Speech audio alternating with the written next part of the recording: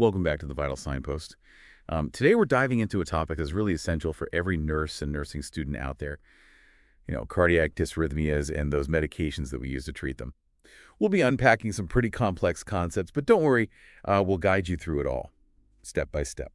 By the end of this deep dive, you'll have a solid grasp of the heart's electrical system, the different dysrhythmias, and the key antidysrhythmic drugs you really need to know. That's right. We're going to explore that fascinating world of cardiac electrophysiology, those intricate electrical signals that really keep your heart beating in rhythm.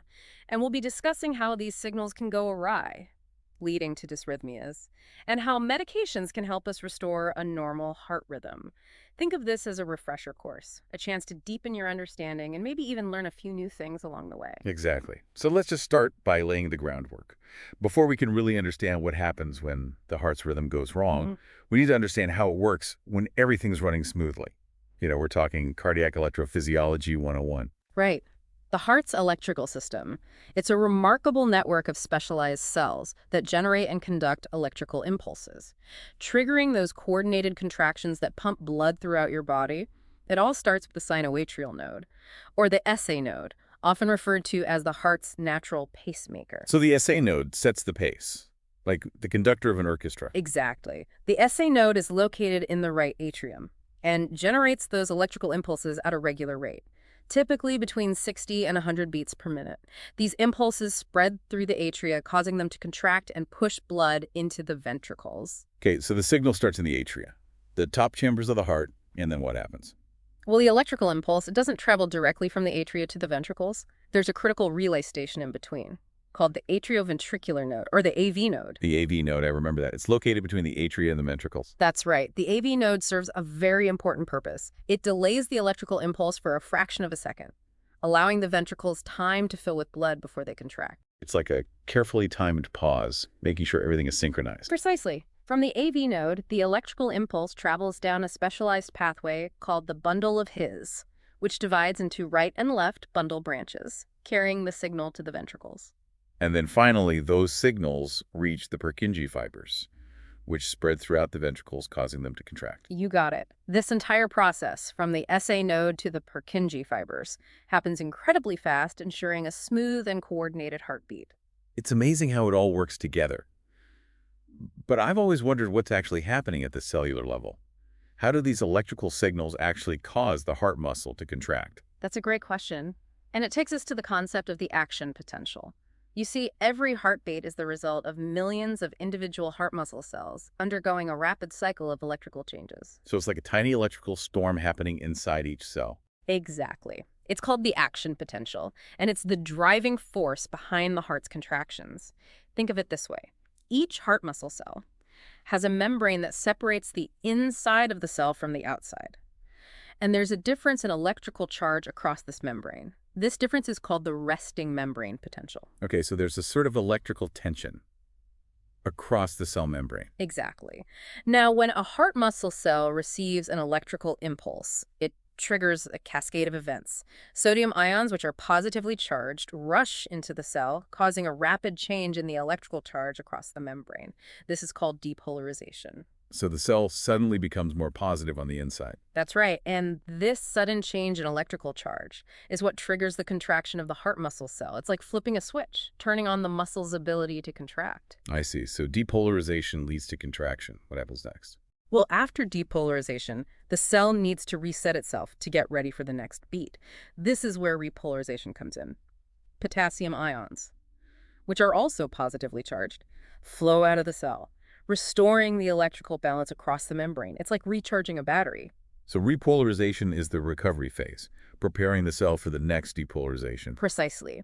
And this entire cycle from depolarization to repolarization happens incredibly fast, allowing your heart to beat continuously and efficiently. It's truly remarkable. Now, does this process of depolarization and repolarization happen at the same speed throughout the heart? That's an interesting question, and the answer is no. Different parts of the heart have slightly different electrical properties. Some areas, like the Purkinje fibers, conduct electrical impulses very quickly. They have what we call fast channels that allow for rapid depolarization. This ensures that the signal reaches all parts of the ventricles almost simultaneously, leading to a strong, coordinated contraction. So the Purkinje fibers are like the express lanes of the heart's electrical system. A great analogy. On the other hand, areas like the SA and AV nodes, they have what we call slow channels, which means their depolarization is a bit more gradual. This slower conduction is actually crucial in the AV node, remember. It allows that slight delay we talked about, Yeah. giving the ventricles time to fill with blood. Right, it's like a carefully controlled traffic signal, making sure everything flows smoothly. Exactly. Now, how do we actually visualize all of this electrical activity? Well, that's where the electrocardiogram, or EKG, comes in. The EKG, I've seen those tracings with the peaks and valleys. Yeah. It's basically a recording of the heart's electrical activity. You got it. And each wave and segment on the EKG corresponds to a specific electrical event in the heart. You're familiar with the P wave, the QRS complex, and the T wave, correct? Absolutely. Those are the basics. Right. Well, the P wave represents atrial depolarization. That's the electrical activation of the atria, which leads to atrial contraction. The QRS complex is a bit more prominent, and it represents ventricular depolarization, the electrical activation of the ventricles. And the QRS complex is bigger because the ventricles are much larger and more powerful than the atria. Exactly. They're the ones responsible for pumping blood out to the rest of the body. And finally, we have the T wave, which represents ventricular repolarization, the recovery phase of the ventricles. So each peak and dip on that EKG tracing tells us something about what's happening electrically within the heart. But you know what always puzzled me? What about atrial repolarization? Why don't we see a separate wave for that on the EKG? That's a sharp observation. And you're right, atrial repolarization does occur. But it happens at the same time as ventricular depolarization. So electrically, it gets hidden within the QRS complex. It's like a whisper getting lost in a shout. Interesting. So we've got this intricate electrical system, this perfectly synchronized dance of ions and charges all working together to keep our hearts beating in rhythm. But what happens when this delicate balance is disrupted? That's what we call a dysrhythmia, a deviation from the heart's normal rhythm. And that's where things can get really interesting and potentially serious. All right, so we've laid that groundwork for understanding the heart's electrical system and how it all works together to keep things running smoothly.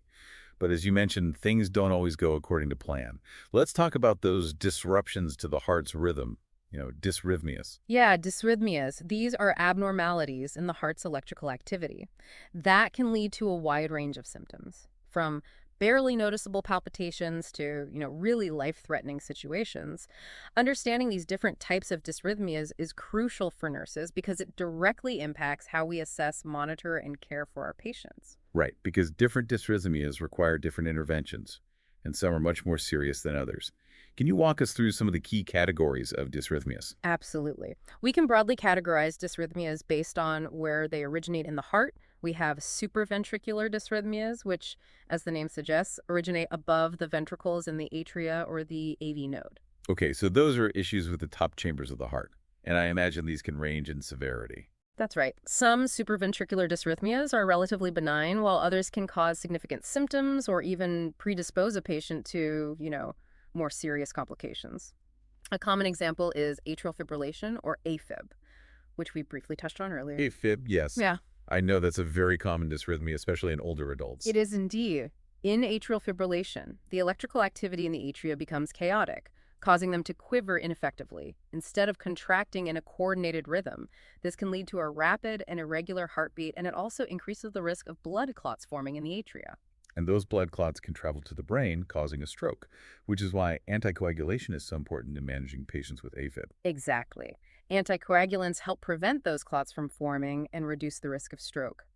Another common supraventricular dysrhythmia you'll likely encounter is AV nodal reentrant tachycardia, or AVNRT. This is a type of paroxysmal supraventricular tachycardia, or PSVT, which means it comes on suddenly and typically has a rapid heart rate. So in AVNRT, the electrical signal gets stuck in a loop within the AV node, causing that rapid heartbeat. Precisely. Think of it like a roundabout where the electrical signal keeps going in circles instead of moving forward.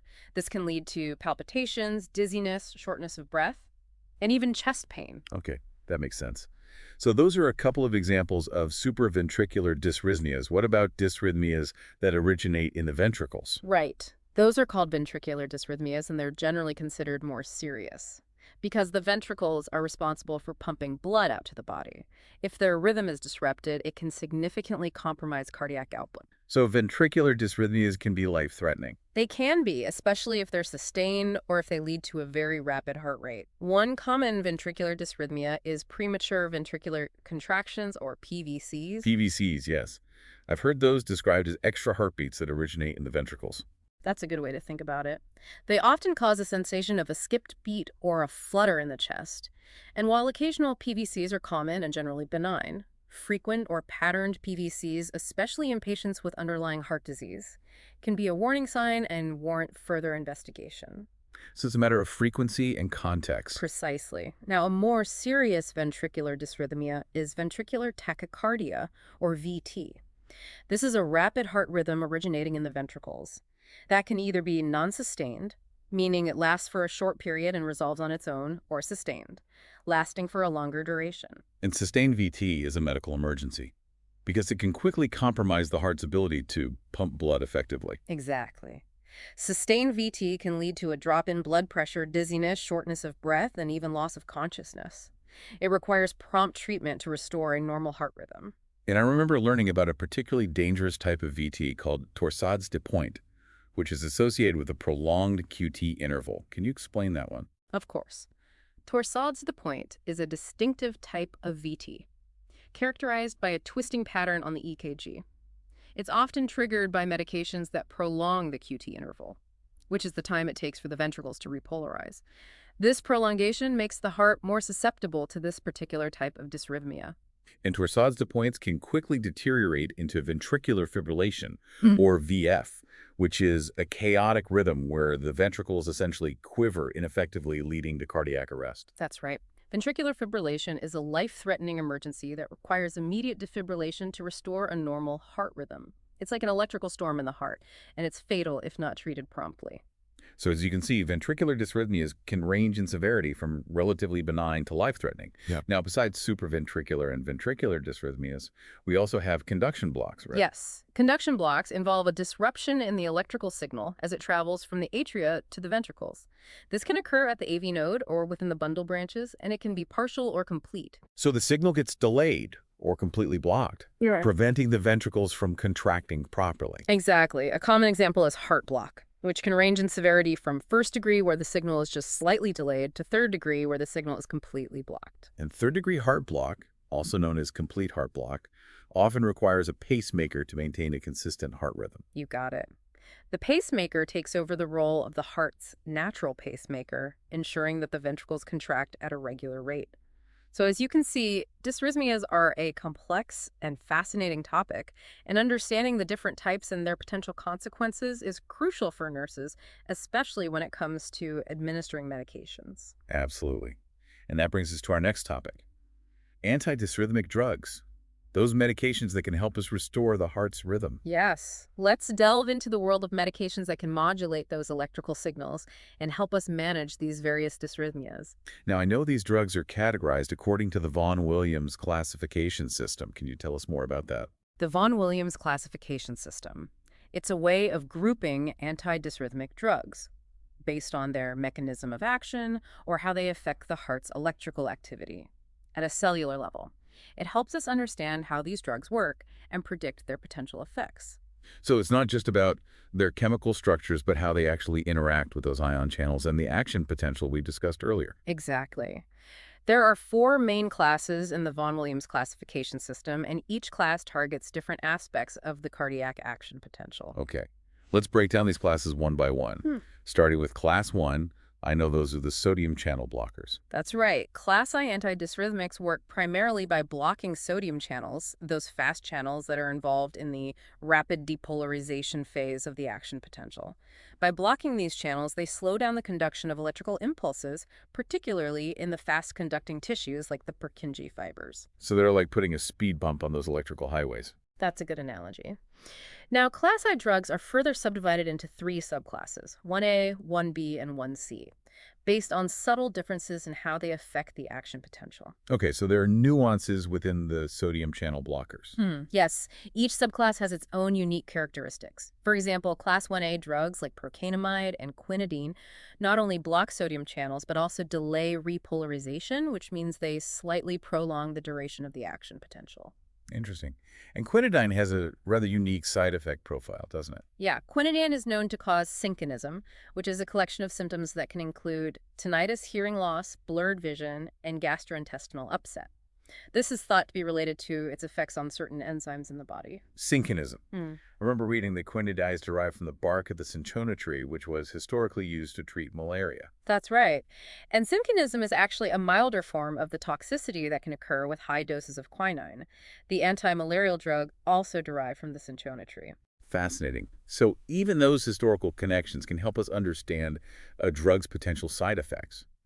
Now, what about the other Class I subclasses? Tell us about Class 1B drugs.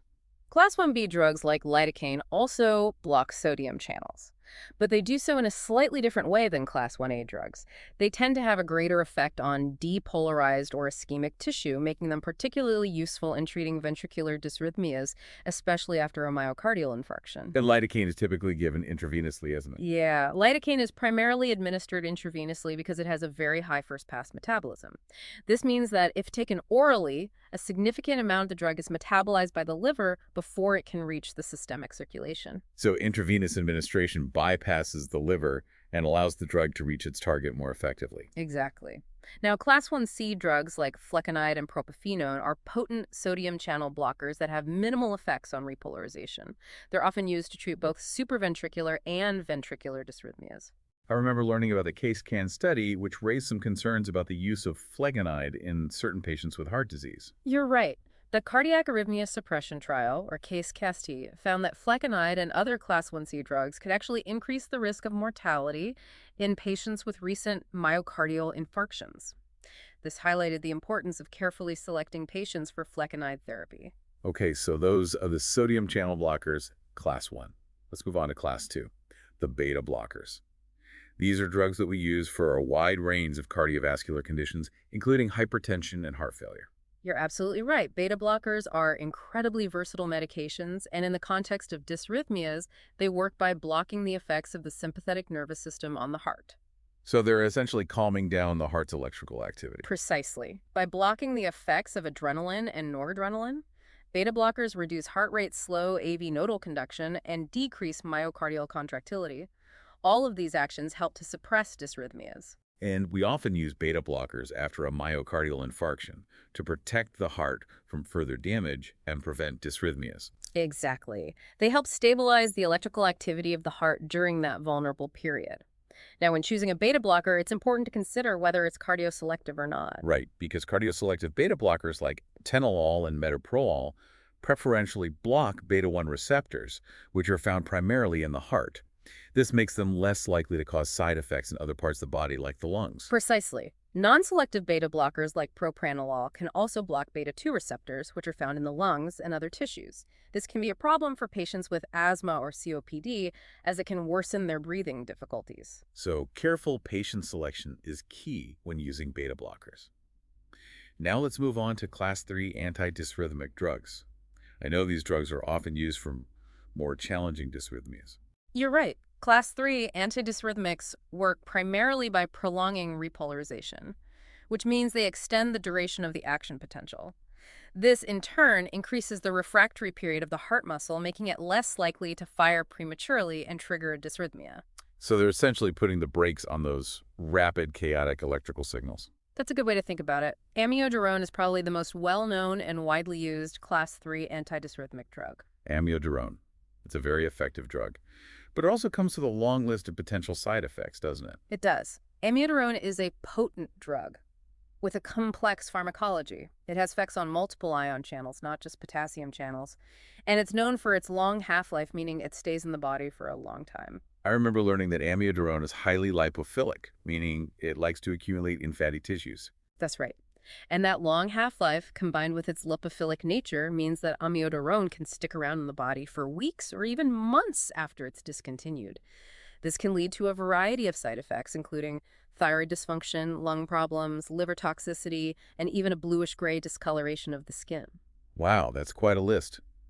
It sounds like amiodarone is a drug that requires careful monitoring and patient education. Absolutely. It's a powerful drug that can be very effective in treating serious dysrhythmias, but it's not without its risks.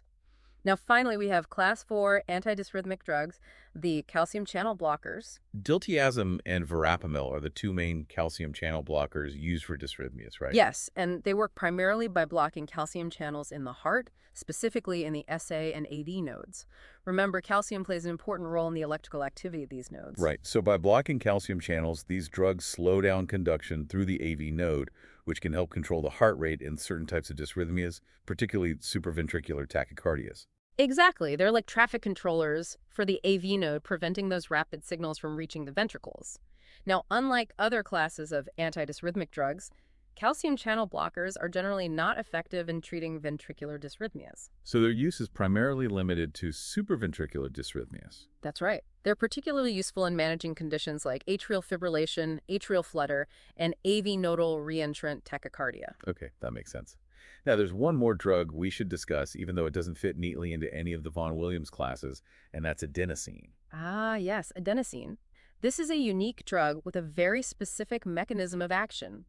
It works by transiently blocking AV nodal conduction, essentially creating a brief electrical roadblock. And that brief roadblock can be enough to interrupt a reentrant tachycardia like PSVT and allow the heart to reset itself back to a normal rhythm. Precisely. Adenosine is often used in emergency situations to rapidly convert PSVT back to a normal sinus rhythm. I remember seeing adenosine administered in the ER, and it's quite dramatic. It often causes a brief period of asystole, which can be alarming to see on the monitor. Yes, that brief pause in electrical activity is expected and is actually how the drug works. Yeah. But it's important to reassure the patient and explain that this is temporary and part of the treatment process. Absolutely. And thankfully, adenosine has a very short half-life, meaning its effects wear off quickly. That's right. It's in and out of the system within seconds, making it a safe and effective option for certain types of dysrhythmias. So as you can see, we have a wide array of antidysrhythmic drugs at our disposal, each with its own unique mechanism of action and clinical applications. It's a lot to keep track of, but understanding these different drug classes and their nuances is essential for providing safe and effective care to our patients. I agree. And speaking of providing safe and effective care, there are some important nursing considerations we need to keep in mind when administering these potent medications. All right, so we've covered a lot of ground. We've explored those intricacies of the heart's electrical system, delved into the various types of dysrhythmias, and really navigated the complexities of antidysrhythmic drug classes. But as we all know, knowledge without application is like a car without an engine. It's time to put all this information into practice and talk about those really crucial nursing considerations. Absolutely. When it comes to administering antidysrhythmic drugs, vigilance is key. These medications are potent, they can have really profound effects on the heart, and they often come with a long list of potential side effects and drug interactions. As nurses, we're on the front lines responsible for ensuring the safe and effective use of these medications. Right. It's not just about giving the right drug at the right dose. It's about understanding the patient's individual circumstances, assessing their response to the medication, and anticipating potential problems. Exactly. So let's just start with patient assessment. Before administering any antidysrhythmic drug, it's crucial to obtain a thorough patient history, including their current medications, allergies, and any underlying medical conditions. We need to know if they have any liver or kidney problems, as this can affect how their body metabolizes and excretes the drug. And of course, we need to know about any other medications they're taking, both prescription and over-the-counter, to assess for those potential drug interactions. Right. Some antidysrhythmic drugs like amiodarone are notorious for interacting with a wide range of medications. For instance, amiodarone can significantly increase the levels of digoxin and warfarin, which can lead to toxicity if the doses aren't adjusted accordingly. So we need to be aware of those potential interactions and anticipate the need for dose adjustments. Now, what about monitoring? What are some of the key things we need to be watching for when a patient is on an antidysrhythmic drug? Well, first and foremost, we need to monitor the patient's heart rhythm closely. This means regular EKGs to assess the effectiveness of the medication and to detect any new or worsening dysrhythmias. We also need to keep a close eye on the patient's vital signs, particularly their heart rate and blood pressure. Right, because some antidysrhythmics can cause bradycardia or a slow heart rate and hypotension, or low blood pressure.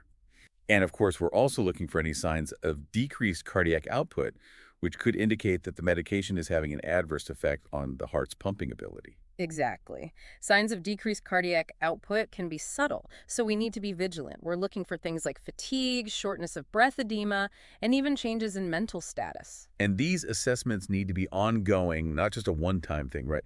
We need to be continuously evaluating the patient's response to the medication and adjusting the treatment plan as needed. Absolutely. Antidysrhythmic therapy is often a process of trial and error, and it requires close collaboration with the healthcare team.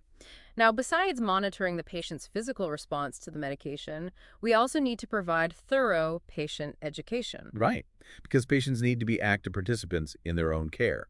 They need to understand what the medication is for how to take it correctly, what side effects to watch out for, and when to contact their healthcare provider. Exactly. So let's talk about some key points to cover with patients who are taking antidysrhythmic drugs. First, we need to emphasize the importance of taking the medication exactly as prescribed at the same time each day and not missing any doses.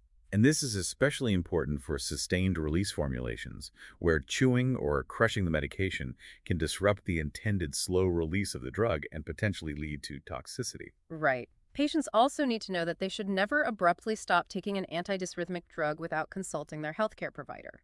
Doing so can lead to a rebound effect where the dysrhythmia returns even worse than before. And of course, we need to educate patients about potential side effects.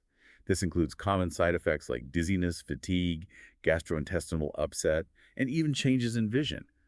But we also need to warn them about more serious side effects that require immediate medical attention. Absolutely. For instance, patients taking amiodarone need to be aware of the potential for lung problems, thyroid dysfunction, and liver toxicity. We need to instruct them to report any shortness of breath, cough, weight changes, or yellowing of the skin or eyes to their healthcare provider right away. And patients taking quinidine need to be aware of the symptoms of synconism, which we discussed earlier, and report any ringing in the ears, hearing loss, blurred vision, or gastrointestinal upset. Right. And for drugs that prolong the QT interval, like quinidine and sotalol, we need to emphasize the importance of avoiding other medications that can also prolong the QT interval, as this can increase the risk of torsades de pointe. So thorough medication reconciliation is essential, and patients need to be empowered to ask questions and advocate for their own safety. Exactly. Now, before we wrap up, I think it would be helpful to revisit some of those review questions we discussed earlier. They can really help solidify our understanding and test our knowledge of these important concepts. That sounds like a great idea. Let's put our brains to work and see what we've retained from this deep dive. All right, first question. A patient with a rapid, irregular heart rhythm is being treated in the emergency department with adenosine. During administration of this drug, the nurse will be prepared to monitor the patient for which effect. Okay, let's think about this. Adenosine works by transiently blocking AV nodal conduction, essentially creating a brief pause in electrical activity. So the correct answer would have to be a brief period of asystole. Exactly. That brief period of asystole is expected and is actually how the drug works to convert certain types of supraventricular tachycardias back to a normal rhythm. But it's important to anticipate this effect and be prepared to reassure the patient that it's temporary. Right, because seeing a flat line on the monitor can be quite alarming, even if it's only for a few seconds. Okay, next question. In assessing a patient who has been taking amiodarone for 6 months, the nurse monitors for which potential adverse effect. This one requires us to recall the potential side effects of amiodarone, which, as we discussed, are numerous. Given the time frame of 6 months, the most likely adverse effect to be monitoring for would be photophobia. Photophobia, right. Amiodarone is known to cause sensitivity to light, which can manifest as eye discomfort, a feeling of grittiness in the eyes, or even pain when exposed to bright light. Exactly. We need to educate patients taking amiodarone to wear sunglasses and protective clothing when outdoors and to report any eye symptoms to their healthcare provider. Okay, next question. The nurse is assessing a patient who has been taking quinidine and asks about adverse effects. Which of these are potential adverse effects of quinidine? And we have a few options here. Muscle pain, tinnitus, dyspnea, diarrhea, and anorexia. This is a select all that apply question, and the correct answers are tinnitus, diarrhea, and anorexia. All right, those are all potential side effects of quinidine, particularly tinnitus, which is one of the hallmark symptoms of synconism. Exactly.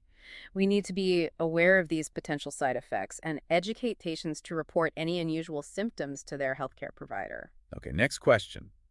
A patient calls the family practice office to report that he has seen his pills in his stools when he has a bowel movement. How will the nurse respond? This is a common concern that patients have, especially with sustained release formulations. The correct response is, what you are seeing is the wax matrix that contained the medication, but the drug has been absorbed. Right.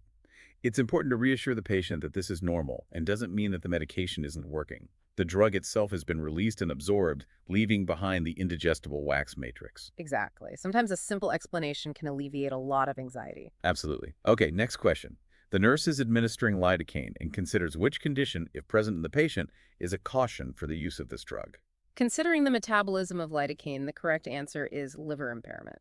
Right, because lidocaine is primarily metabolized by the liver. If a patient has significant liver dysfunction, they may not be able to metabolize lidocaine effectively, leading to a buildup of the drug and an increased risk of toxicity. Exactly. In these cases, a lower dose of lidocaine may be necessary, or a different antidysrhythmic drug might be a safer option. Okay, next question. Mm. When the nurse is teaching a patient about taking an antidysrhythmic drug, which statements by the nurse are correct? Again, this is a select all that apply. The options are: take the medication with an antacid if stomach upset occurs. Do not choose sustained release capsules. If a weight gain of 5 pounds occurs within 1 week, notify your physician at the next office visit. If you experience severe adverse effects, stop the drug and notify your physician. And if stomach upset occurs, you may take the medication with food. The correct answers are do not choose sustained release capsules, and if stomach upset occurs, you may take the medication with food. Right, chewing or crushing sustained release formulations can disrupt the intended slow release of the drug, potentially leading to a rapid increase in blood levels and an increased risk of side effects. And while most antidysrhythmic drugs are best taken on an empty stomach, taking them with food can help minimize gastrointestinal upset. Exactly. However, it's important to note that taking the medication with food might slightly alter its absorption, so consistency is key. Patients should try to take their medication either consistently with food or consistently without food. Okay, 2 more questions. A patient is in the emergency department with new onset rapid rate atrial fibrillation. The nurse is about to add a continuous infusion of diltiazem at 5 milligrams per hour, but must first give a bolus of 0.25 milligrams per kilogram over 2 minutes. The patient weighs 220 pounds. The medication comes in a vial of 25 milligrams per 5 milliliters. How many milligrams will the patient receive for the bolus dose, and how many milliliters will the nurse draw up for this dose? All right, let's break this down step by step. First, we need to convert the patient's weight from pounds to kilograms. We know that 1 kilogram is approximately 2.2 pounds, so a 220-pound patient weighs about 100 kilograms. Next, we calculate the bolus dose. The order is for 0.25 milligrams per kilogram, and the patient weighs 100 kilograms, so the total bolus dose is 25 milligrams. Finally, we need to figure out how many milliliters to draw up. The medication comes in a concentration of 25 milligrams per 5 milligrams. Since we need to administer 25 milligrams, the nurse will draw up 5 milligrams of the diltiazem solution. Great, so the patient will receive a 25 milligram of bolus dose, and the nurse will draw up 5 milligrams of the medication. Precisely. Accurate dosage calculations are crucial, especially in emergency situations. Absolutely. Okay, final question.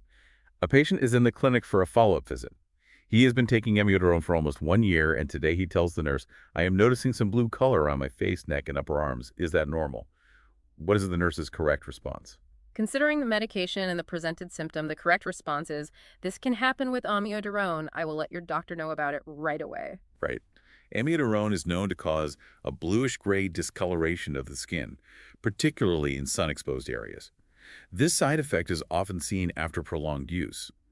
While it's not usually dangerous, it can be cosmetically concerning for patients. Exactly. It's important to document this observation and notify the physician, who can then assess the patient and determine if any adjustments to the amiodarone therapy are necessary. Well, I think we've covered just about everything. We've explored that complex world of cardiac dysrhythmias, delved into those nuances of antidysrhythmic drugs, and highlighted those really essential nursing considerations. I agree. It's been a comprehensive deep dive, and I hope our listeners feel more confident in their ability to assess, monitor, and care for patients receiving these potent medications. Absolutely. Remember, as nurses, we play a crucial role in ensuring the safe and effective use of antidysrhythmic drugs. By staying informed, asking questions, and advocating for our patients, we can make a real difference in their lives. Well said. And on that note, we'd like to thank you for joining us on this deep dive into cardiac electrophysiology and antidysrhythmic drugs. Until next time, keep learning, keep questioning, and keep striving to provide the best possible care to your patients.